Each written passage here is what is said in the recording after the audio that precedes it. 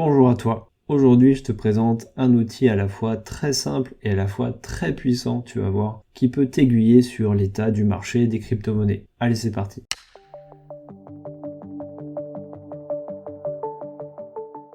Cet outil, c'est Google Trends. Donc tu vas sur Google, dans la barre de recherche, tu tapes Google Trends. Là, il le propose. Tu cliques, tu vas sur ce site et tu tombes ici avec un autre espace recherche. Qu'est-ce que fait cet outil Google Trends? Trends, ça veut dire tendance en anglais. Ça va mesurer la popularité d'un mot-clé recherché sur Google, dans la barre de recherche Google par les personnes du monde entier. Ou en France, si tu veux, bon, tu vas voir. Donc ici, par exemple, on va rechercher la popularité du mot Bitcoin. On fait explorer. Et là, qu'est-ce que ça va faire? Ça va nous sortir un graphique avec la popularité du mot Bitcoin. Si tu veux changer de mot-clé ici, tu peux le faire directement. Ici, ça filtre sur la France, donc nous, on va regarder dans tous les pays. Et là, c'est moins d'un jour, pour que ce soit plus représentatif, on va mettre les 5 dernières années. Et là, il actualise le graphe. Et tu vois, depuis 2020, voilà, fin 2020, on a la popularité du mot Bitcoin. Et qu'est-ce que tu peux voir ici? C'est que en mai 2021, le Bitcoin était très populaire aux yeux de la population mondiale. Il y a eu beaucoup de recherches sur ce mot-clé. Voilà, le 15 mai 2021, 15-16, qu'est-ce qui s'est passé? Le 15-16 mai 2021, on va dézoomer. 15-16 mai 2021, bah tu vois, c'était en plein bull run. Et le 15-16 mai, en fait, il se trouve que c'était durant le crash. Il y a eu un gros crash du Bitcoin, et les gens, ils ont recherché Bitcoin, non pas parce que ça pumpait qu'ils voulaient investir, mais parce que ça a crashé. Donc il faut faire attention avec cet outil. C'est pas parce qu'on a un pic que ça veut dire que il faut investir, c'est juste que les gens s'intéressent à ce mot-clé, donc au Bitcoin. Ici, en l'occurrence, ils s'y sont intéressés parce qu'ils ont entendu parler que ça crashait, ils voulaient savoir ce qui se passait sûrement. Mais tu peux voir aussi, avant que ça crache, quand ça a monté, le Bitcoin était assez populaire. Tu vois, ici, on est en janvier 2021. Là, on était en décembre, il était plus bas, le taux de popularité. Et là, on était en janvier, et en janvier, bah, c'est là où le prix il a commencé à bien pumper, même un peu avant, tu vois. Fin janvier, c'est là où il y a eu le premier pump. Donc les gens, ils s'y sont intéressés par là, ils ont commencé à s'y intéresser par là. Là, on était en février 2021. Février 2021, bah, tu vois, c'est là où il y a eu encore un pic de recherche. Et ça marche aussi récemment, tu vois, ici, c'était, bon, c'est un peu pas pratique, faut faire déplacer le curseur, faut pas chercher à aller sur le pic en particulier, tu vas en bas et tu fais glisser de gauche à droite, c'est plus facile. Donc là, par exemple, le 10-16 novembre 2024, qu'est-ce qui s'est passé? 10-16 novembre 2024, voilà, c'était ici. C'est quand ça a pumpé, ça a commencé à pumper, et donc, vu que ça a pumpé, les actualités ont dû en parler, les gens ont vu que ça a pumpé, et donc ils ont sûrement voulu en savoir plus sur ça. Et là, bah, les gens, ils ont beaucoup recherché le mot-clé Bitcoin.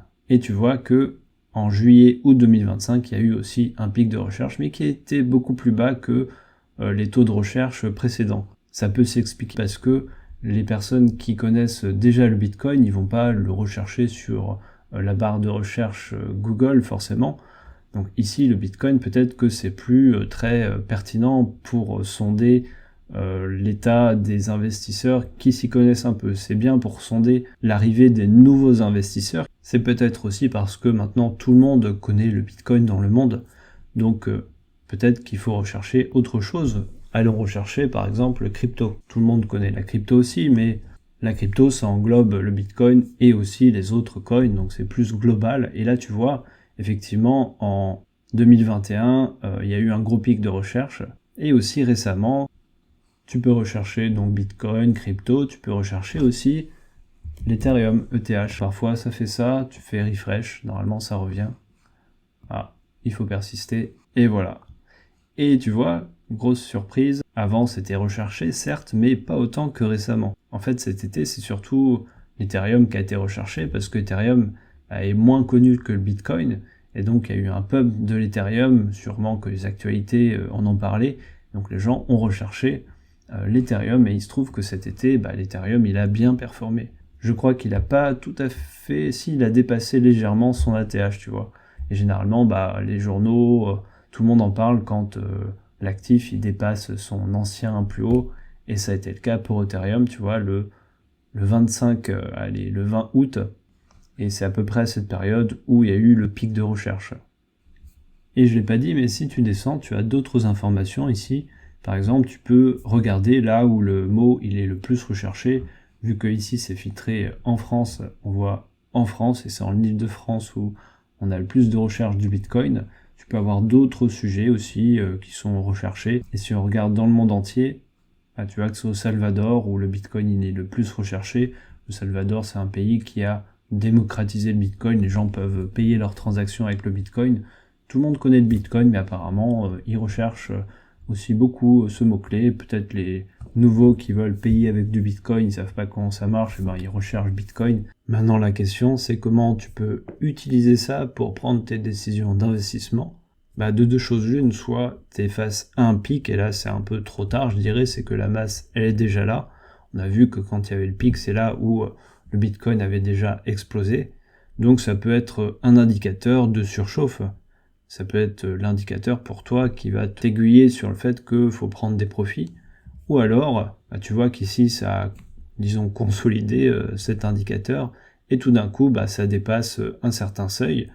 Ça veut peut-être dire que la masse, elle est en train d'arriver, donc que le prix n'a pas forcément encore pumpé beaucoup. En tout cas, qu'il y a encore du potentiel, et c'est peut-être aussi un bon moment pour entrer en position. Donc pour conclure, voilà, c'est un indicateur qui t'indique ce que fait la masse des gens à prendre avec des pincettes, parce qu'on a vu que le mot Bitcoin était très peu recherché récemment. Pourtant, le Bitcoin a pumpé, mais c'est parce que les gens connaissent maintenant le Bitcoin. Mais ils vont peut-être rechercher Ethereum, ils vont rechercher peut-être Altseason, altcoin, crypto, donc à croiser, à voir entre les différents mots-clés ceux qui parlent le plus en ce moment. En tout cas, ça te permet de voir où va la masse et donc où va la liquidité. Le bull run survient quand il y a beaucoup de nouveaux acteurs qui entrent sur le marché. Ici, c'est progressif. Si tu traces une ligne, tu vois, la pente, elle est comme ça. Par contre, si on trace une ligne ici, la pente, elle est beaucoup plus forte. C'est-à-dire que le prix, il augmente beaucoup plus rapidement, et donc ça crée une bulle, et c'est la définition d'un bull run. C'est un prix qui augmente beaucoup rapidement. Et ça, c'est parce qu'il y a plein de nouveaux acteurs, donc il y a plus de transactions, et aussi les nouveaux acteurs, souvent, ils s'y connaissent moins que les personnes plus expérimentées qui sont entrées avant, et donc au fur et à mesure que ça monte, les personnes expérimentées qui étaient là avant, ils prennent leur profit, et au bout d'un moment, la bulle, elle pète.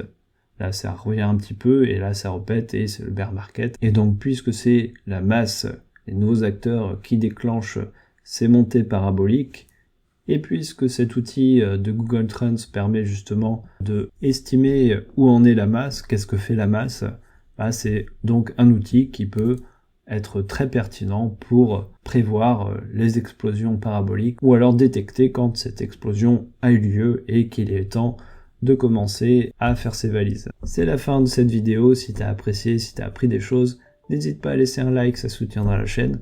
Et si tu vas te tenir informé des prochaines sorties, je t'invite à t'abonner et à activer la cloche pour ne rien louper. C'était Julien sur CryptoGame, prends soin de toi et à la prochaine.